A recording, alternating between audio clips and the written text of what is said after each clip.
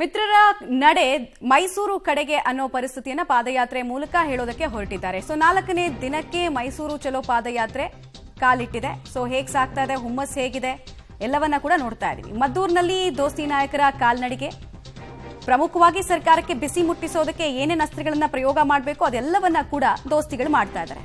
ಅದರಲ್ಲೂ ವಿಜೇಂದ್ರ ಅವರ ನೇತೃತ್ವದಲ್ಲಿ ಈ ಪಾದಯಾತ್ರೆ ಸಾಗ್ತಾ ಇದೆ. ಪಾದಯಾತ್ರೆಯಲ್ಲಿ ನಿಖಿಲ್ ಕುಮಾರಸ್ವಾಮಿ ಕೂಡ ಭಾಗಿಯಾಗಿದ್ದಾರೆ. ಇಬ್ಬರು ನಾಯಕರು ಅತ್ಯಂತ ಜೋಶ್ನಲ್ಲಿ ಅವಕಾಶ ಸಿಕ್ಕಾಗ, ಸಂದರ್ಭ ಸಿಕ್ಕಾಗ ಸರ್ಕಾರದ ವಿರುದ್ಧ ವಾಗ್ದಾಳಿಯನ್ನ ನಡೆಸ್ತಾ ಇದ್ದಾರೆ.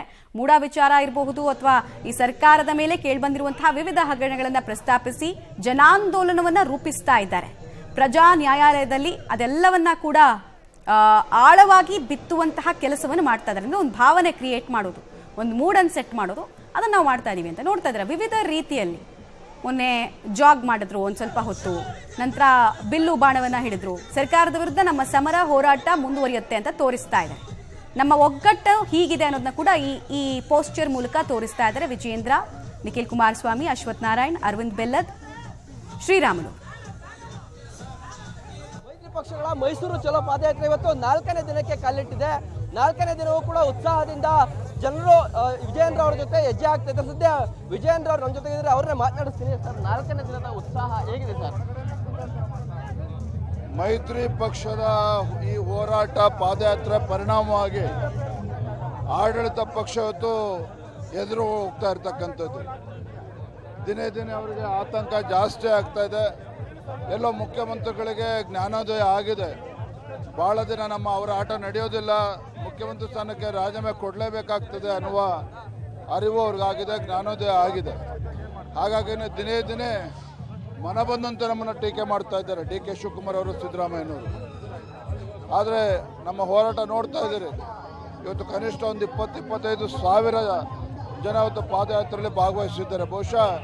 ಹಿಂದೆಂದೂ ಕೂಡ ರಾಜ್ಯದ ರಾಜಕೀಯ ಇತಿಹಾಸದಲ್ಲಿ ಹಿಂದೆಂದೂ ಕೂಡ ಇಂಥ ಬೃಹತ್ ಪಾದಯಾತ್ರೆ ಆಗಿರಲಿಲ್ಲ. ಇವತ್ತು ನಡೀತಾ ಇದೆ ಬಿಜೆಪಿ ಮತ್ತು ಜೆಡಿಎಸ್ ನೇತೃತ್ವದಲ್ಲಿ. ನಿನ್ನೆನೂ ಕೂಡ ಮದ್ದೂರಿನಲ್ಲಿ ಜನಾಂದೋಲನ ಸಮಾವೇಶ ಮಾಡಿ ಬಿಜೆಪಿ ಹಗರಣಗಳ ಪಟ್ಟಿ ಮಾಡಿದ್ದೀವಿ ಅಂತ ಹೇಳ್ತಾರೆ ಸರ್ ಕಾಂಗ್ರೆಸ್ನವರು.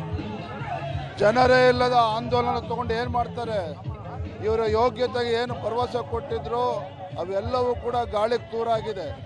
ಗ್ಯಾರಂಟಿಗಳನ್ನು ನಾವು ಹೇಳಿದ್ದೆಲ್ಲ ನಿಲ್ಲಿಸಬೇಕು ಅಂತೇಳಿ ಈ ರೀತಿ ಹಗಲು ದರೋಡೆ, ಒಂದು ಕಡೆ ಅಭಿವೃದ್ಧಿ ಸಂಪೂರ್ಣ ನಿಂತಿರ್ತಕ್ಕಂಥದ್ದು. ಯಾವ ದಲಿತ ಸಮುದಾಯಗಳು ಇವ್ರ ಬಗ್ಗೆ ವಿಶ್ವಾಸ ಇಟ್ಕೊಂಡಿದ್ರು ಆ ದಲಿತ ಸಮುದಾಯಗಳು ಇವತ್ತು ವಿಶ್ವಾಸನ ಕಳೆದುಕೊಂಡಿರ್ತಕ್ಕಂಥದ್ದು.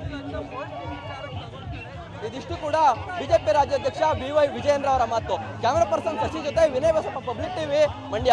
ಮೈಸೂರು ಚಲೋ ಪಾದಯಾತ್ರೆ ಇವತ್ತು 4ನೇ ದಿನಕ್ಕೆ ತಲುಪಿದೆ. ಪಾದಯಾತ್ರೆಗೆ ನಿಖಿಲ್ ಕುಮಾರಸ್ವಾಮಿ ಅವರು ಭಾಗಿಯಾಗ್ತಾ ಇದ್ದಾರೆ, ಕಾಲ್ನಡಿಗೆಯಲ್ಲೂ ಕೂಡ ಜೊತೆಲಿ ಬರ್ತಾ ಇದ್ದಾರೆ. ಸರ್, 4ನೇ ದಿನದ ಪಾದಯಾತ್ರೆ ಉತ್ಸಾಹ ಹೇಗಿದೆ ಸರ್? ಇವತ್ತು ನಿಡಗಡದಿಂದ 4ನೇ ದಿನದ ಪಾದಯಾತ್ರೆ ಏನು ಪ್ರಾರಂಭ ಆಗಿದೆ. ಇಲ್ಲಿಂದ TB ಸರ್ಕಲ್ ಕ್ರಾಸ್ವರೆಗೂ ಹೋಗಿ ಸಾರ್ವಜನಿಕ ಸಭೆಯನ್ನು ಉದ್ದೇಶಿಸಿ ಇವತ್ತು ಮೂಡ ಹಾಗೂ ವಾಲ್ಮೀಕಿ ನಿಗಮದಲ್ಲಿ ಆಗಿರ್ತಕ್ಕಂಥ ಈ ಒಂದು ಅಕ್ರಮ ಏನೊಂದು ಭ್ರಷ್ಟಾಚಾರ ಇದೆ, ಇದನ್ನು ಬೆಳಕು ಚೆಲ್ತಕ್ಕಂಥ ಒಂದು ಕೆಲಸ ಅಪ್ ಟು ಮೈಸೂರವರೆಗೂ ಮಾಡ್ತೇವೆ. ಪ್ಲಸ್ಸು ಇವತ್ತು ಮಂಡ್ಯದಲ್ಲಿ ಹಾಲ್ಟ್ ಇದೆ. ಶನಿವಾರ ದಿನ ಒಂದು ದೊಡ್ಡ ಐತಿಹಾಸಿಕವಾದಂಥ ಒಂದು ಸಮಾವೇಶ ಮೈಸೂರಿನಲ್ಲಿ ನಡೆಯುತ್ತೆ. ಸರ್, 4ನೇ ದಿನವೂ ಕೂಡ ಸಾಕಷ್ಟು ಕಾರ್ಯಕರ್ತರು ಬಂದಿದ್ದಾರೆ. ಬಿಜೆಪಿ ಜೆಡಿಎಸ್ ಎರಡೂ ಕಾರ್ಯಕರ್ತರು ಸೇರಿದ್ದಾರೆ. ಸರ್, ಏನು ಅನ್ಸುತ್ತೆ ನೋಡಿದ್ರೆ? ಅವರ ಒಂದು ಉತ್ಸಾಹಕತೆ, ಅವರ ಒಂದು ಹುಮ್ಮಸ್ಸು ಇವತ್ತು ದಿವಸಕ್ಕೆ 20-25 ಕಿಲೋಮೀಟರ್ಗಳು ನಮ್ಮ ಜೊತೆಯಲ್ಲಿ ಹೆಜ್ಜೆ ಆಗ್ತಾ ಇದ್ದಾರೆ.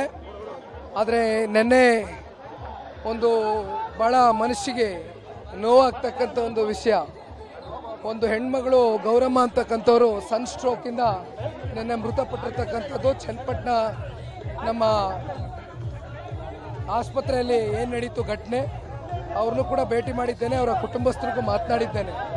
ಹಾಗಾಗಿ ಯಾವುದೇ ಬಿಸಿಲು, ಮಳೆ, ಚಳಿ ಯಾವುದನ್ನು ಲೆಕ್ಕಿಸ್ತೀರಾ, ಇವತ್ತು ಈ ಕಾಂಗ್ರೆಸ್ನ ಭ್ರಷ್ಟ ಸರ್ಕಾರವನ್ನು ಈ ರಾಜ್ಯದಲ್ಲಿ ಕಿತ್ತೊಗೆಯವರೆಗೂ ನಿಮ್ಮ ಜೊತೆ ಇರ್ತೇವೆ ಅಂತಕ್ಕಂಥ ಹುಮ್ಮಸ್ಸಿನಿಂದ ಎರಡು ಕಾರ್ಯಕರ್ತರಿದ್ದಾರೆ. ಇದಿಷ್ಟು ನಿಖಿಲ್ ಕುಮಾರಸ್ವಾಮಿ ಅವರ ಮಾತು. ಕ್ಯಾಮರಾ ಪರ್ಸನ್ ಶಶಿ ಜೊತೆ ವಿನಯ್ ಬಸಪ್ಪ, ಮಂಡ್ಯ.